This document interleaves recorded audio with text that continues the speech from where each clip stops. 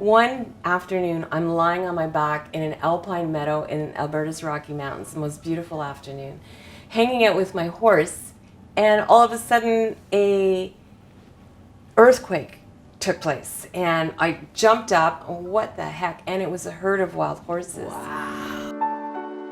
Hi, welcome to Sharing with Susan B, telling stories from the heart. We're looking to inspire, telling stories of struggle, vulnerability, and lessons learned. Hi, I'm Susan Blaine, and welcome. Really excited to have today's guest here, Sandy Sharkey, wild horse photographer. Yay. At sandysharkey.com. She spent 35 years in radio, and you'll probably recognize her name. It's your real name, eh? It is. Sandy Sharkey. I mean, isn't that meant for...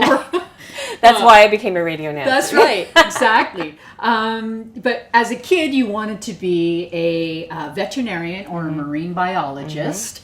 And then you kind of came back around to that, but you studied, was it broadcasting at Algonquin? I studied advertising and marketing at Algonquin. Okay. Yeah. And then you started in radio. I did. And you spent 35 years in it. I mean, not a lot of people can say that. You started off as an advertising writer, you did traffic reporting, entertainment reporting, but then you co-hosted 2 morning shows for 10 years each. That must have been a lot of fun. Yeah. It was one of those cases where you sort of get your foot in the door. It's a cliche, but that's pretty much what happened, because I started in the writing department, and then eventually that led to one of the producers requiring a female voice to do a commercial, and I'd be walking down the hall and, hey Sandy, do you have a couple of minutes? Let's try you out. So I started doing commercials, and then one thing led to the other, and the next thing you know, I'm co-hosting morning shows. So yeah, wow, and, very lucky. And for a long time, you're very lucky, and you host a lot of community events. You do for charities, and you were involved. That was a big part of your job, big part of your life. You still do that. Yes. And you did get to be a photographer, and as a paying gig for a while too. Yeah, I mean, my photography started kind of slowly, but the beauty, one of the beauties of being on a morning show was that the show ended at 9 o'clock in the morning. So, but started early. So yeah, I mean, the flip side was getting out of bed at 3:30. Yeah. I don't care what anyone says. You're not human if you're okay with getting out of bed at 3:30 every morning. But because I had all this time during the day, I really started to have fun with my camera and go out and explore. And you officially became an entrepreneur in 2013. That's right. Yes. And that's always a leap, right? Yeah, it was really scary, to be honest, because I mean, I always worked for someone, and I was always, more or less being told what to do, even though radio is probably... you had a job description that you got paid for, got a check for.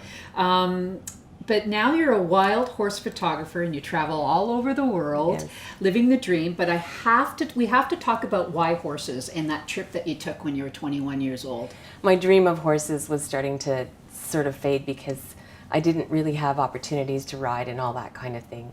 And then I decided one day that I was going to go out to Alberta and live like a cowboy. It was a 1-week trip where you rode through the mountains, and I saved up, and this is when I was in my 20s.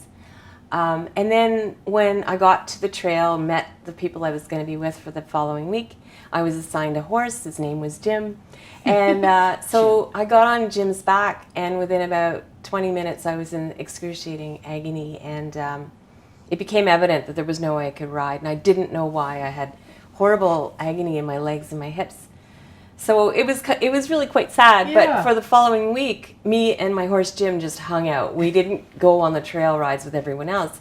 I just kept him on a long rope, and he was my buddy. One afternoon, I'm lying on my back in an alpine meadow in Alberta's Rocky Mountains, the most beautiful afternoon, hanging out with my horse, and all of a sudden a earthquake took place, and I jumped up. What the heck? And it was a herd of wild horses. Wow.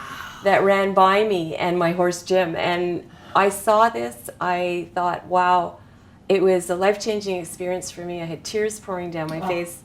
I'm getting emotional just talking about it. You thought you were going to miss it. I would have missed it if I was able to ride a horse and I was off on the... No one else saw this herd of wild horses but me. It was just for you, Sandy. Yeah, well, it was just for you. I think it was a sign, and I knew that I was going to get back to that one day. So and you used your voice to bring awareness to wild horses.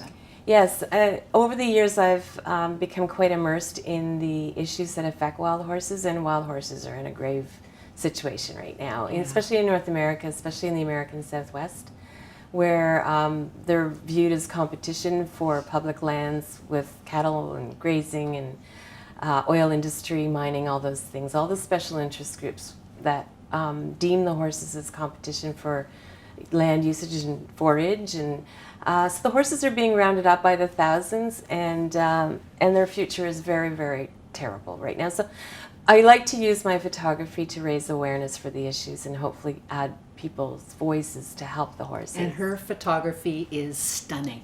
I've always been drawn to wild horses myself, and we're going to talk about what's next in a moment because I want to participate in one of those things. But let's talk about struggle, because I like to keep it real, and that's what we want to share, because it's not always easy in business and there's struggles. So what's been one of your biggest struggles in business? Well, there's a few of them for sure, probably the same that everyone else has. But I think part of it is staying focused, making sure that I continue to try to get my name out there and my work out there. I'm very easily distracted. A lot of my work, of course, is editing photos, and then Facebook is one click away. Oh my goodness, there's a cat video before you know it. and you're a solopreneur like me, so it's all up to you, right? And it is. Yes. You got to get your work out there. You got to use social media, create new opportunities, right? That's right. We were talking about that the other day. I'm trying to right now sort of look at things a lot more differently, in that I realized I have to create my own opportunities. So in the last a couple of years, I would just put my things out there and just hope somebody would bite and contact me. Well, no, it doesn't work like that. I need to come up with really creative ideas. I need to come up with really creative ways of reaching out to places that don't know I exist, but I'm going to show them why we should work together. Yeah. Let's, for example, say a lot of my work is Sable Island wild horses. So I have quite a catalog of those images, and instead of me just putting it out there on Facebook, how about I pick up the phone and I call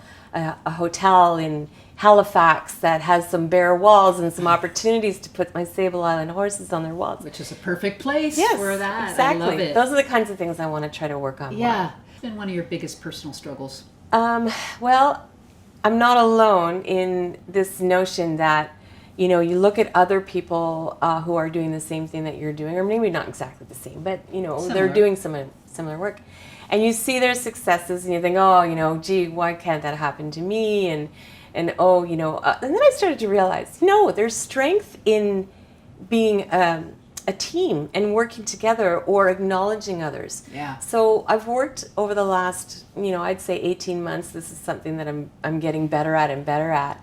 Instead of viewing others as competition, I acknowledge their work. I help support them. And in turn, we develop relationships where we're now propping each other up. And I think that's a much better way to be than to look at other people's work. It's a win-win. Yeah, exactly. Yeah, because you spent 35 years in radio. What advice would you have for someone coming up in the ranks in radio?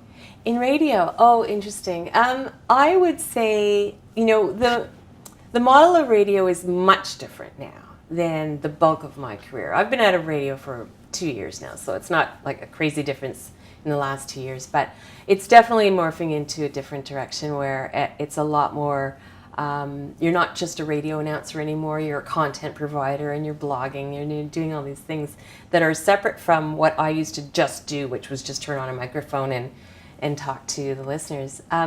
So when you get your start in radio, the most important thing that you can do is just say yes to everything. And That's good if advice. you start as a student or someone who is green, fresh out of school, and you don't really necessarily like the role they've given you, stick with it. I started at a quite a low position, and I worked my way up to being co-host of a morning show in the town that I grew up in, which is very difficult to do.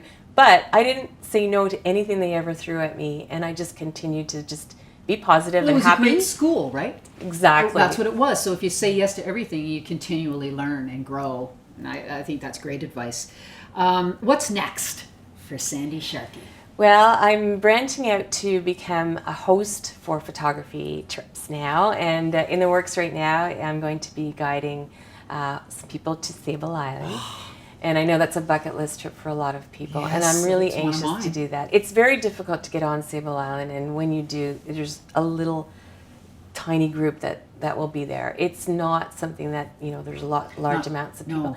So Sable Island is one of the things that is on my list to, hopefully lead people to, photographers or just nature lovers or wild horse lovers. And I also have a trip coming up to Botswana next summer, and I'm going to be leading a photographic journey there. So a lot more of those kinds of things are sort of my what's next. That's next. I love it. How about some fun rapid fire questions? Sure, so I love that. Get to know Sandy Sharkey a little bit Do more. I need a buzzer? No, we'll try to do it without a buzzer. Okay. Who's your favorite superhero? Oh, I would say Bruce Springsteen. Favorite food indulgence? Oh, I would have to say Lay's potato chips. Any particular Regular? brand? Regular, okay. How about someone you admire? Oh, Dr. Jane Goodall. Oh, yeah, she's one of my all-time heroes. Did she come to town? She did. I was that's part of a group that brought her to Ottawa for a fundraiser, and we spent the night with her, and I sat on the couch beside Jane Goodall. Something not too many people know about you. Oh, that's a good one. I'm a closet Titanic fan. Celine Dion's Titanic, My Heart Will Go On song. How about a favorite movie, book, or quote? Oh, favorite movie is Rocky. Oh. And my favorite movie should be a movie about horses or animals. But when I saw Rocky, I took the bus. I was a kid. I took the bus to the Elgin Theatre, saw it by myself because I couldn't get any of my friends to go with me. Proceeded to get on the bus for 7 more straight days and see that movie. Wow. Every day. I saw the movie every day for 8 days at the Elgin Theatre. Wow, that's amazing. What's something that always makes you smile? My dog. Yeah. Yeah, I love my dog. I mean, who doesn't love their dog? I know. Me too. Well, he's the star of my social media. What's your definition of success in one sentence? Persistence. Nice. Sandy Sharkey, thank you so much for joining me and being part of this, and for allowing us to learn more about you and your story. You can check out sandysharkey.com. I can't say enough about her beautiful wild horses photos. You're on Facebook, Instagram, and Twitter. Yes, and I'm also just walking up and down the street with my artwork, so you'll see me there. See her everywhere. Thank you so much, Susan. I really appreciate it. Thank you. Thank you.